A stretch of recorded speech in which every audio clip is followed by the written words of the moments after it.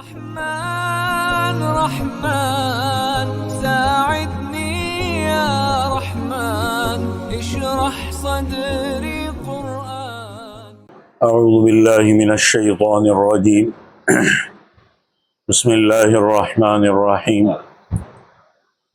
يا أيها الذين آمنوا كتب عليكم الصيام كما كتب على الذين من قبلكم لعلكم تتقون أياما معدودات فمن كان منكم مريضا أو على سفر فعدة من أيام أخر وعلى الذين يطيقونه فدية طعام مسكين فمن تطوع خيرا فهو خير له وأن تصوموا خير لكم إن كنتم تعلمون صدق الله العظيم. سورۃ البقرہ کی دو آیتیں تلاوت کی ہے، آیت نمبر 183 اور آیت نمبر 184۔ اس سے پہلے والے سبق میں اللہ تعالیٰ نے انسانی جان کی حفاظت کا قانون بیان فرمایا، پھر اس کے بعد مال کی حفاظت کا قانون بتلایا اور مال کے غلط جگہ خرچ کرنے سے منع فرمایا، کسی کی حق تلفی کو ناجائز قرار دیا اور بتایا کہ ایسے کام کرنا یہ تقوی کے خلاف ہے۔ اس سے پہلے ایمانیات کا ذکر تھا، اس کے بعد اللہ تعالیٰ نے اسلام کا جو قانون فوجداری تھا وہ بیان فرمایا، قصاص اور دیت کا تذکرہ کیا، اور پھر وہاں یہ اللہ نے فرمایا کہ یہ اصول بیان کرنے کا مقصد یہ ہے کہ اگر تم اس پر عمل کرو گے تو تمہیں تقوی حاصل ہو جائے گا۔ آج کی جو آیات ہے اس میں اسلام کے ارکان میں سے ایک اہم رکن روزے کا بیان ہے۔ جس طرح اس سے پہلے جتنے اصول بیان ہوئے اور پھر بیان فرمایا کہ اس پر عمل کرو گے تو تقوی حاصل ہوگا، اسی طرح روزہ رکھنے کی غرض و غایت بھی اللہ تعالیٰ نے یہ بیان فرمائی کہ اس سے تقوی حاصل ہوگا۔ اللہ تعالیٰ فرماتے یا ایھا الذین آمنوا کتب علیکم الصیام، کہ اے ایمان والو تم پر روزے فرض کیے گئے، کما کتب علی الذین من قبلکم، جیسا کہ تم سے پہلے لوگوں پر فرض کیے گئے۔ اچھا، تم پر روزے فرض کیے گئے اور تم سے پہلے لوگوں پر روزے فرض کیے گئے، اس کا مقصد کیا ہے؟ لعلکم تتقون، تاکہ تم تقوی حاصل کر لو۔ یہاں ایک لفظ ہے کتیبہ، کتیبہ علیکم الصیام۔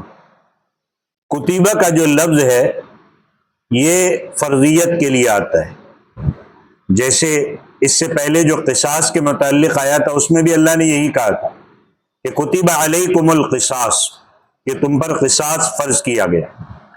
اسی طرح وصیت کے متعلق اللہ نے بیان فرمایا تو وہاں بھی یہی جملہ تھا کتب علیکم اذا حضر احدکم، کہ اگر مال چھوڑا ہے تو تم پر وصیت کرنا لازم ہے۔ بالکل اسی طرح یہاں روزوں کے متعلق اللہ نے فرمایا کتب علیکم الصیام، کہ تم پر روزے فرض کیے گئے۔ اب یہاں جو لفظ ہے الصیام، روزہ، اس کے معنی ہے رک جانے کے۔ عربی زبان میں اس کے لیے امساک کا لفظ بھی آتا ہے، امساک۔ ہاں، صوم کا لفظ بھی رک جانے کے معنی میں استعمال ہوتا ہے۔ مثال کے طور پر عرب کہتے ہیں کہ خیل صیام وخیل غیر صائمۃ تحت العجاج وخیل تعلق اللجمہ، کہ کچھ گھوڑے رکے ہوئے، خیل صیام، صیام کا لفظ ہے، کچھ گھوڑے رکے ہوئے ہیں یعنی خاموش ہے، اور کچھ حرکت کر رہے اور کچھ گرد و غبار کے نیچے لگام چھپا رہے۔ شریعت میں روزے کی تعریف یوں بیان کی گئی کہ الامساک عن الاکل والشرب والجماع من طلوع الفجر الى غروب الشمس، کہ طلوع فجر سے لے کر کے غروب آفتاب تک کھانے پینے اور نفسانی خواہشات سے اپنے آپ کو روکے رکھنے کا نام روزہ ہے۔ کب سے؟ فجر طلوع ہو جائے اور جب سورج ڈوب جائے۔ روزہ جو ہوتا ہے وہ شرعی دن کے اندر ہوتا ہے، اور شرعی دن سے مراد ہوتا ہے پاؤ پھٹنے سے لے کر سورج غروب ہونے کا وقت۔ اس کو ہم دن کہتے ہیں کہ صبح نکلا، صبح صادق ہوئی اور سورج غروب ہوا، یہ دن ہوا۔ اس دوران کھانے پینے اور نفسانی خواہشات سے اس نیت کے ساتھ رکے رہنا کہ میرا روزہ ہے، یہی ہے روزہ۔ اور یہ روزہ اسلام کے ارکان میں سے تیسرا رکن ہے۔ اسلام کے جو ارکان ہیں اس میں ایک تو توحید ہے، دوسرا ہے رسالت، یہ عقیدے کے بعد آتا ہے نماز، زکوٰۃ اور روزہ۔ چوتھا نمبر ہے حج کا، اسی ترتیب سے پانچواں رکن ہے جہاد، اور اس کا ذکر بھی بعد میں آ رہا ہے۔ ان تمام ارکان کا تذکرہ سورہ بقرہ میں اسی ترتیب سے آ رہا ہے۔ حضور اکرم صلی اللہ علیہ وسلم کا ارشاد ہے کہ علیکم بالصوم فإنہ لا عدل لہ، کہ روزے کو لازم پکڑ لو کیونکہ روزے جیسی کوئی اور عبادت نہیں ہے۔ تو فرمایا کہ ایمان والو، روزہ تم پر فرض کیا گیا، اور یہ بھی فرمایا کہ یہ روزے صرف تم پر ہی فرض نہیں کیے گئے بلکہ تم سے پہلے گزرنے والے لوگوں پر اسی طرح فرض تھے۔ ہاں یہ بات اور ہے کہ روزوں کی مقدار اور روزوں کی تعداد الگ الگ امتوں کے لیے الگ الگ رہی ہے۔ چنانچہ ایک مشہور ہے کہ حضرت آدم علیہ السلام ہر مہینے کے جو ایام بیز ہے 13، 14، 15 تاریخ چاند کی، اس میں روزہ رکھتے تھے، اور یہی روزے امت محمدیہ کے لیے مستحب کا درجہ رکھتے ہیں، حالانکہ حضرت آدم علیہ السلام کے لیے فرض تھے۔ حضرت نوح علیہ السلام کی امت کے لوگ بڑے سخت مزاج اور اکھڑ تھے، ان میں جانور پنے کا عنصر زیادہ مقدار میں پایا جاتا تھا۔ اسے کم کرنے کے لیے اس امت کو سارے سال روزہ رکھنے کا حکم تھا، کیونکہ ان میں وہ چیزیں پائی جاتی تھی۔ حضرت داؤد علیہ السلام ایک دن روزہ رکھتے تھے، ایک دن چھوڑ دیتے تھے۔ حضرت عیسیٰ علیہ السلام 2 دن روزہ رکھتے تھے، تیسرے دن افطار کرتے تھے۔ اس آخری نبی کی امت کے لیے اللہ تعالیٰ نے سال بھر میں 1 مہینے کے روزے فرض کیے گئے، اور اسی کے متعلق آگے فرمایا کہ ایام معدودات، کہ گنتی کے چند دن روزہ رکھنا فرض ہے۔ باقی آپ اور دنوں میں نفل رکھو نہ رکھو یہ آپ کے اوپر ہے، لیکن فرض چند دن، گنتی کے چند دن، یعنی 360 دن میں سے 29 دن، چاہے مہینہ 29 کا ہو یا 30 کا، یہ 29 یا 30 دن کے روزے فرض قرار دیے گئے۔ امام طحاوی رحمۃ اللہ علیہ نے اپنی کتاب مشکل الاثار میں ایک بات لکھی ہے کہ ہر عبادت میں دکھلاوے کا امکان ہوتا ہے، صرف روزہ ہی ایک ایسی عبادت ہے جس میں دکھلاوے کا کوئی مسئلہ نہیں ہے۔ یہ باطنی عبادت ہے، اور روزے کا تعلق ایک طرف اللہ کے ساتھ ہوتا ہے، دوسری طرف بندے کے ساتھ ہوتا ہے۔ آپ نماز لے لو، آپ زکوٰۃ لے لو، آپ حج لے لو، یہ ایسی عبادتیں جنہیں دوسرے لوگ دیکھ سکتے، انہیں محسوس کر سکتے، زکوٰۃ سے فائدہ بھی اٹھا سکتے، مگر روزے کے ساتھ ایسا معاملہ پیش نہیں آ سکتا۔ روزے کا تعلق صرف روزہ رکھنے والے کی ذات سے ہوتا ہے، دوسرا شخص نہ اسے دیکھ سکتا ہے نہ محسوس کر سکتا ہے۔ اگر کوئی شخص عام لوگوں کے سامنے کھاتا پیتا نہیں ہے مگر پردے کے پیچھے ایسا کر لیتا ہے تو اس کا روزہ تو نہیں ہوگا۔ اب وہ لاکھ اعلان کرتا پھرے کہ میں روزے دار ہوں، مگر اس کی حقیقت وہ خود جانتا ہے، لوگوں کو نہیں پتا۔ لوگوں میں کہتا ہے میں روزے دار ہوں، روزے دار ہوں، لیکن لوگوں کو نہیں پتا، دکھلاوے کا موقع نہیں ملے گا اس کو۔ یا تو اللہ جانتا ہے کہ وہ روزے دار ہے یا نہیں، اس کا تعلق براہ راست اللہ سے ہے۔ اس لیے اللہ تعالیٰ نے فرمایا کہ ہر عبادت کا بدلہ دیا جائے گا، مگر روزہ ایک ایسی عبادت ہے جس کا بدلہ میں خاص طور پر خود عطا کروں گا۔ حدیث قدسی کے الفاظ ہے کہ الصوم لی وانا اجزی بھی، کہ روزہ خاص میرے لیے ہے اور میں ہی اس کا بدلہ دوں گا۔ روزے کے روحانی فوائد تو ہے ہی، اس میں کنٹرول آتا ہے، اس میں عبادت کرنے کا اور خاص جذبہ پیدا ہوتا ہے، اس کے ساتھ ساتھ روزے کے جسمانی فائدے بھی ہیں۔ سومو تصحو، کہا گیا روزہ رکھو تاکہ تمہیں صحت نصیب ہو۔ ہم کہتے ہیں بیمار ہو جائیں گے، روزہ رکھو تاکہ تمہیں کیا نصیب ہو؟ صحت نصیب ہو۔ یورپ کے بہت سے نامور ڈاکٹروں کا کہنا ہے کہ اسلام نے فاقے کا، بھوکے رکھنے کا جو طریقہ روزے کی صورت میں مقرر کیا ہے، اس سے بہتر صحت کی حفاظت کا کوئی اصول نہیں ہے، اس سے بہتر کوئی نہیں۔ الگ الگ بیماریوں کے جو حملے ہوتے ہیں، اس حملے کی صورت میں روزہ صحت مندی کا سبب بنتا ہے۔ مثلا اگر کوئی شخص بلغمی بیماری، بلغمی مادے کی زیادتی کا بیمار ہے، تو روزہ رکھنے سے بالکل تندرست ہو جائے گا، کیونکہ وہ بھوکا رہے گا ایک موقع تک، ایک دن بھوکا رہا، 2 دن بھوکا رہا، 3 دن بھوکا رہا، اور ایک وقت تک بھوکا رہا کہ 14 گھنٹے، 12 گھنٹے، 11 گھنٹے، 13 گھنٹے، تو اس کی وجہ سے بلغمی اور کئی دوسری رطوبتیں سوکھ جاتی ہیں، آدمی صحت یاب ہو جاتا ہے۔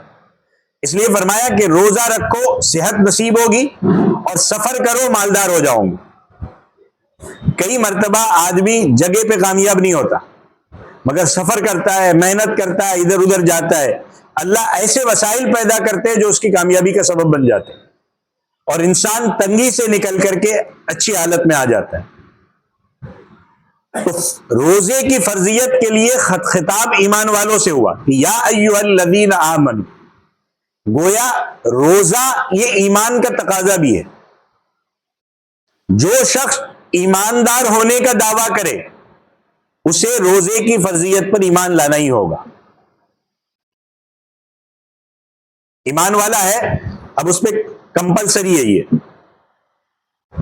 ورنہ وہ ایمان والے ہونے کا تقاضا پورا نہیں کر رہا ہے۔ جیسے ہمارے یہاں اور علاقوں کی تو میں نہیں کہتا، لیکن کچھ مردوں کی عادت ہے، وہ سمجھتے ہیں کہ یہ تو عورتوں کا کام ہے۔ رمضان آئے، اب وہ کھلے گھوم رہے، پی رہے، کھا رہے، مزے کر رہے، یہ تو عورتیں رکھے۔ سب کا نہیں کہہ رہا ہوں، کچھ کا تو یہ حال ہے ہی۔ تو روزہ چھوڑ کر ایمان کا تقاضا پورا نہیں ہوتا۔ علماء کرام فرماتے ہیں کہ روزے کا ایک اہم فائدہ یہ ہے کہ یہ قانون کی پابندی سکھاتا ہے۔ کیسے؟ روزے کے ذریعے انسان ایک طے شدہ وقت کے لیے حلال کھانے پینے سے رک جاتا ہے، حالانکہ وہ ساری چیزیں حلال ہے، لیکن اب روک دیا گیا۔ مقصد اس کا یہ ہے کہ انسان قانون کا پابند۔ اب اللہ نے کہا نہیں کھانا تو نہیں کھانا، اللہ نے کہا 11 مہینے کھاؤ تو کھاؤ، اللہ نے کہا اب نہیں کھانا نہیں کھانا، قانون کا پابند ہو جائے۔ اور جب وہ قانون کی پابندی کے ذریعے حلال چیزوں سے رک سکتا ہے تو حرام چیزوں سے بھی رک جائے گا۔ یہ روزہ سکھاتا ہے کھانے پینے اور نفسانی خواہش کو پورا کرنے سے انسان کا نفس جو ہے وہ اور پھلتا پھولتا ہے، کہ ہمیشہ رہتا ہے کیسے یہ کھاؤں، کیسے یہ کھاؤں، کیسے اپنی نفسانی خواہش پورا کروں۔ اس کو کمزور کرنے کے لیے اسلام نے روزے کا قانون نافذ کیا، تاکہ انسانی نفس کو فاقے کے ذریعے، بھوکے رہ کر روزے کے ذریعے کمزور کیا جائے۔ لعلکم تتقون، یہی ہے، یہی مطلب ہے کہ انسان میں تقوی جیسی اچھی خصلت پیدا ہو جائے۔ حضرت مولانا شیخ الہند فرماتے ہیں کہ روزے کے ذریعے سے جب نفس کو جائز چیزوں کی اور جن چیزوں کو وہ پسند کرتا ہے اس سے روکنے کی عادت پڑ جائے گی، تو پھر اسے شرعاً حرام چیزوں سے روکنا آسان ہو جائے گا۔ جب ایک متعین وقت کے لیے حلال سے روک لیا تو حرام سے بھی رک جائے گا۔ جب روزے کی وجہ سے نفس کی قوت اور شہوت میں کمزوری آئے گی تو متقی بن جاؤ گے۔ روزے میں یہ بہت بڑی حکمت پوشیدہ ہے کہ اس سے جو نفس ہمارا سرکش ہے اس کی اصلاح ہوتی ہے اور شریعت کی احکام پر پابندی ہو۔ لوگ کہتے ہیں اللہ کو بھوکے رکھ کر کیا ملے گا؟ بھائی اللہ کو کوئی فائدہ نہیں، ہمارا ہی فائدہ ہے اس میں۔ اللہ نے رکھا، ہم پتہ ہے کہ انسان کیسا ہے، اس کو کنٹرول کیسے کرنا ہے، تو ہمارے اوپر روزے فرض کیے۔ موسیٰ علیہ السلام کی شریعت میں تو 40 روزے رکھنے کا ذکر آتا ہے، اور عیسائیوں پر 1 مہینے کے روزے فرض تھے۔ مگر انہوں نے کیا کیا؟ اس حکم میں تبدیلی کر دی. جیسے ہمارے برادران وطن موسم کی وجہ سے اپنے تہوار آگے پیچھے کرتے رہتے، انہوں نے یہ کیا کہ جو وقت شریعت نے متعین کیا تھا اس پہ نہ رکھ کے اپنی طرف سے وقت طے کیا.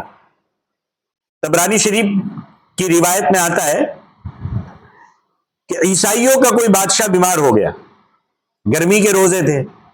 اس نے کہا کہ اگر اللہ تعالیٰ نے تندرستی دی تو ہم 30 کے بجائے 40 روزے رکھیں گے. یعنی اب 30 کو کیا کر دیا؟ 40 کر دیا اپنی طرف سے. بھئی آپ کو اپنی طرف سے شکرانے میں 10 روزے رکھنے رکھو، لیکن شریعت کا جو حکم ہے اس کو چینج کیوں کرتے ہو؟ اسی طرح ایک اور بادشاہ بیمار ہوا، اس نے کہا تندرست ہو کر اور 7 روزے رکھوں گا. انہوں نے روزوں کی تعداد 30 سے لے کر کے 47 تک پہنچا دی. اس کے بعد عیسائی علماء کی ایک کانفرنس ہوئی، اجتماع ہوا، اور انہوں نے فیصلہ کیا کہ 47 کے بجائے پورے 50 روزے مقرر کر دینے چاہیے. راؤنڈ فگر پورا کر دو. ہاں اس میں ایک چینج کیا کہ گرمی کے بجائے ہم ٹھنڈی میں روزہ رکھ لیا کریں گے، اپنی طرف سے چینج. تو انہوں نے اپنی مرضی سے روزوں کی تعداد اور روزے کا موسم میں بدل دیا. مولانا شیخ الہند رحمۃ اللہ علیہ فرماتے کہ لعلکم تتقون میں یہ اشارہ بھی پایا جاتا ہے کہ اللہ نے جو دن مقرر کیے، جو وقت مقرر کیا ہے، چاہے وہ گرمی میں آئے چاہے سردی میں آئے، اس میں چینج نہیں کرنا، بلکہ ہر سال رمضان المبارک میں روزے رکھنا، چاہے وہ گرمی میں آئے چاہے وہ سردی میں آئے، بہار میں آئے خزاں میں آئے. چنانچہ چاند کے سال کے مطابق رمضان المبارک الگ الگ موسموں میں آتا رہتا ہے. تو متقی بننے کا مقصد یہ ہے کہ انسانی نفس اللہ کے حکم کے تابع ہو جائے، وہ موسم کے تابع نہ ہو، وہ لوگوں کے تابع نہ ہو، وہ علاقوں کے تابع نہ ہو، وہ رسموں کے تابع نہ ہو.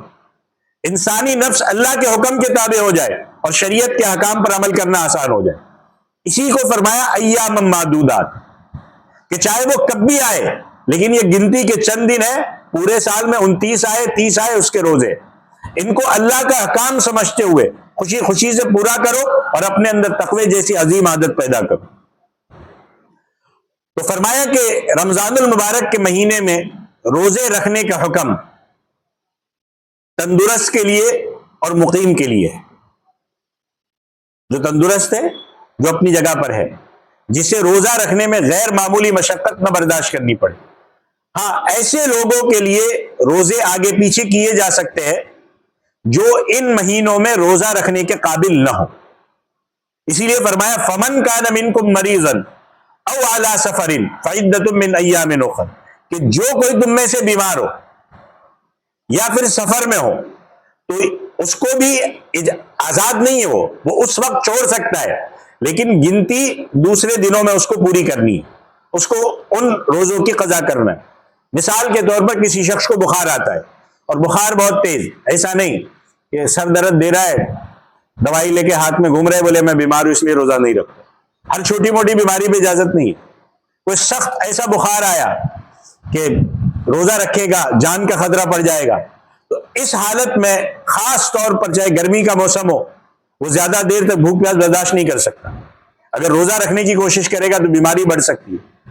تو ایسی صورت میں اسے اجازت ہے کہ روزہ نہ رکھے. اب وہ رمضان کے بعد جو روزے بیماری کی وجہ سے چھوٹ گئے ان روزوں کے بدلے میں اور روزے رکھ لے. اسی طرح مسافر، سفر کرنا پڑ گیا اچانک، کوئی سفر کی حالت میں بھی روزہ رکھنا چاہے تو رکھ سکتا ہے، لیکن کوئی چھوڑنا چاہتا ہے تو اس کی شریعت نے اجازت دی ہے.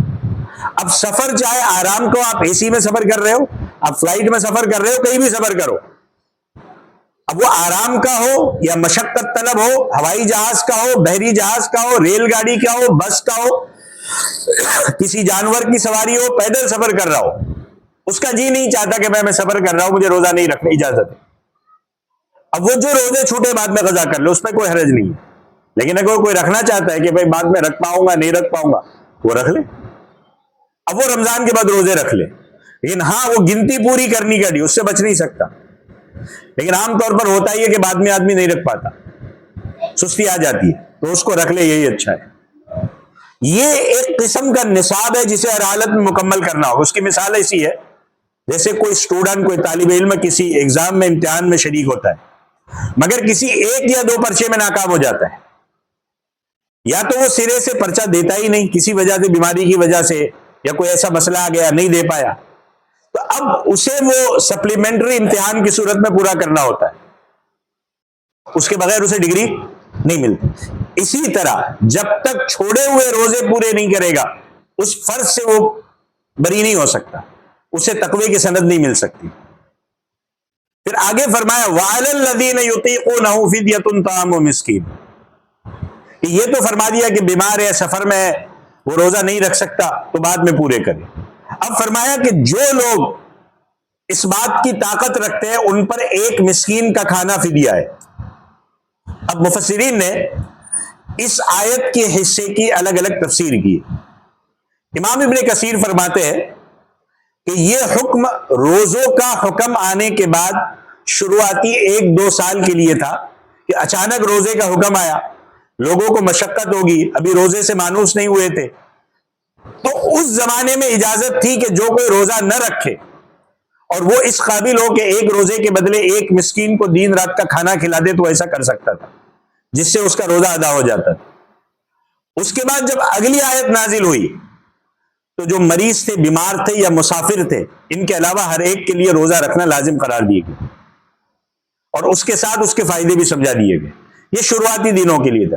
شاہ ولی اللہ محدث دہلوی فرماتے کہ یہ جو آیت یطیقونہ، اس سے پہلے لفظ لا معذوب ہے، اور مراد یہ ہے کہ فدیہ ادا کرنے کی رعایت ان لوگوں کے لیے ہے جو لا یطیقونہ، جو روزہ رکھنے کی طاقت ہی نہیں رکھتے۔ بعض فرماتے کہ اس ضمن میں 2 قسم کے لوگ آتے۔ کیسے؟ پہلے تو وہ لوگ آتے جو بہت بوڑھے ہو گئے، شیخ فانی ہے یا عجوزہ فانی ہے، بہت بوڑھا مرد ہے یا بہت بوڑھی عورت ہے، اب وہ ظاہر سی بات ہے روزہ نہیں رکھ سکتے، وہ بہت بڑی عمر ہو گئی ہے، 2-4 گھنٹے بھی بغیر کھائے پیے نہیں رہ سکتے۔ تو ایسے لوگوں کے لیے حکم ہے کہ اگر وہ مالدار ہے تو روزے کے بدلے میں ایک مسکین کو کھانا کھلا دے، ان کے لیے اجازت ہے۔ دوسرے ایسے بیمار لوگ ہیں جو بیماری میں مبتلا ہے اور تندرست ہونے کی کچھ امید نہیں ہے کہ تندرست ہو کر روزہ قضا کر لیں گے، امید نہیں ہے، تو ایسے لوگ بھی روزے کے بدلے میں اس کا فدیہ ادا کر سکتے، ہر چھوٹی موٹی بیماری پہ نہیں، ہاں ٹھیک ہونے کی امید نہیں ہے، وہ روزہ فدیہ ادا کر دے۔ لیکن یہاں ایک کنڈیشن ہے، وہ بندہ جس کو ٹھیک ہونے کی امید نہیں تھی لیکن بعد اس نے فدیہ بھی ادا کر دیا، اب وہ بعد میں اللہ کی مرضی سے ٹھیک ہو گیا تو اب اسے روزہ رکھنا ہوگا، اس کے بغیر اس کی فرضیت ادا نہیں ہوگی۔ ہاں جو فدیہ ادا کر دیا اس کا ثواب اس کو الگ سے حاصل ہوگا۔ اسی طرح کوئی عورت ہے، حاملہ ہے، پیٹ میں بچہ ہے، دودھ پلانے والی عورت ہے، اس کو بھی یہ رعایت حاصل ہے کہ وہ روزے کے بدلے میں فدیہ ادا کر دے۔ حدیث شریف میں آتا ہے کہ اس حالت میں روزہ نہ رکھے کہ جبکہ پیٹ میں بچہ ہے، ہاں، یا دودھ پینے والے بچے کی زندگی خطرے میں۔ ہاں، مصنف عبد الرزاق میں حضرت عبداللہ ابن عباس کا ایک فتویٰ موجود ہے کہ ایسی عورتیں روزہ تو چھوڑ دے لیکن ایسی عورتوں کا روزہ معاف نہیں ہوگا جب ان کی وہ وجہ دور ہو جائے گی تو بعد میں وہ روزہ قضا کر لیں، لیکن اس وقت ان کو اجازت ہے۔ بعض مفسرین کرام یہاں ایک بات فرماتے کہ یطیقونہ لفظ اطاقہ سے اور یہ باب افعال سے، اس کا معنی ہے کہ جو لوگ روزے کی طاقت نہیں رکھتے، روزے سے مانوس نہیں ہے، اس کے عادی نہیں ہے، وہ روزے کے بدلے فدیہ دے سکتے۔ حضرت شاہ ولی اللہ نے اس کی ایک دوسری تفسیر یہ بیان فرمائی ہے کہ یہاں پر فدیے سے مراد صدقہ فطر ہے، کہ جو صاحب استطاعت پر واجب ہے اور یہ روزوں کا کفارہ بنتا ہے جو عید کے دن ہم ادا کرتے ہیں۔ اس میں اور بھی کئی مصلیت ہے، بہرحال اسے صدقہ فطر پر محمول کیا گیا، جس کی مقدار ایک مسکین کا 2 وقت کا کھانا ہے، یا ہر روزے کے بدلے میں 2 سیر گیہوں ہے اس کی قیمت ادا کر دے، گیہوں کے بجائے اگر باجرہ وغیرہ ہے تو 1 سے 4 سیر ادا کر دے، اور گیہوں ہے تو آدھا سے 2 سیر ادا کر دے۔ تو یہ کچھ مسئلے ایسے ہیں کہ جو روزہ چھوڑ دیتا ہے تو اس کے لیے کیا مسئلہ ہے، کس کو اجازت ہے، جو طاقت نہیں رکھتا اس کے لیے کیا مسئلہ ہے۔ آگے فرمایا فمن تطوع خیرا فهو خیر اللہ، کہ جو کوئی خوشی سے نیکی کرے گا تو یہ اس کے لیے بہتر ہے، یعنی شرعی عذر ہے، شریعت نے رخصت دے دی ہے، اجازت دے دی ہے کہ نہ رکھو، صحیح ہے، لیکن اس کے باوجود بھی وہ روزہ رکھتا ہے تو یہ بہت اچھی بات ہے۔ یہ روزہ رکھنے والے کے لیے بہتر ہے. وَأَن تَصُومُوا خَيْرٌ لَكُمْ، یعنی اگر تم روزہ رکھتے ہو تو یہ تمہارے لیے بہتر ہے. ان کنتم تعلمون، اگر تم سمجھ رکھتے ہو. اب روزہ رکھنے میں بہت سے فائدے حاصل ہوتے ہیں. میں نے بتایا نفس کی اصلاح ہوتی ہے، قانون کی پابندی کرنے کی عادت پڑتی ہے، جس کی وجہ سے شریعت کے اور احکام پر عمل آسان ہو جاتا ہے، اور انسان کے لیے اللہ کی یہاں بلندی درجات کا ذریعہ پیدا ہوتا ہے. اسی لیے فرمایا کہ اگر تم سمجھ بوجھ رکھتے ہو تو تمہارے لیے روزہ چھوڑنے کے بجائے روزہ رکھنے ہی بہتر اور افضل ہے. یہ دو آیتیں تھی جو روزے کے تعلق سے اور اسلام کا جو اہم رکن ہے روزہ، اس کے تعلق سے بہت اہم باتیں تھی. آیت نمبر 183 اور 184. اللہ تعالیٰ عمل کی توفیق عطا فرمائے. آمین. وآخر دعوانا ان الحمدللہ رب العالمین. أيا من يدعي الفهم إلى كم يا أخ الوهم تعبي الذنب والذم وتخطي الخطأ الجم. أما بان لك العيب أما أنذرك الشيب وما في نصحه ريب ولا سمعك قد صم. أما نادى بك الموت أما أسمعك الصوت